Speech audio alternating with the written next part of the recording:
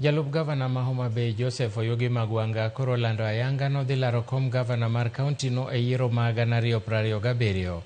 Magwanga manoyiero tik achiel mar ODM gi gavana e kaunti no Gladys Wanga e yiero mar 2022 ne odhi ataro kod chung' mar jotende e yiero madundo mane obagi Kasipul kama nosiro Philip Aroko manochung' kar kende ka jatende to ne siro Boyd Were.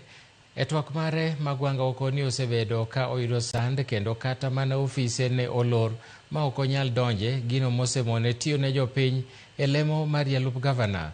Onyiso gavana Wanga mondo ikre mar piem ma iye tek e yiero ma 2027 kendo ok odhi dok chien e dwaro mare mar bedo gavana e yiero no.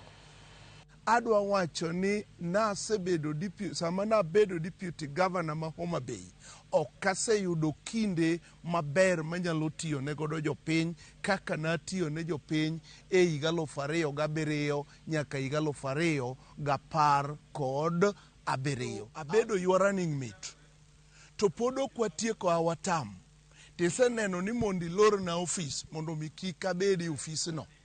That means ni marie jotim ang'owa kata dak kanyakla otimo ang'owa kata tiyo kanyakla okethore.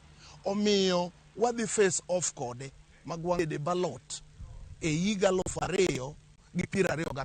Wacho no lalo no koro gimotimo go onge. Magwanga koro timo ang'owa is no longer useful. Ka am no longer useful, wadhi nenore kode debe mondo mi odhi onyisa koro mondo wadhi wapimre ngufu to wadhi face off kode mondo wadhi wane ni to who is who 2027. To kendo kabidok chien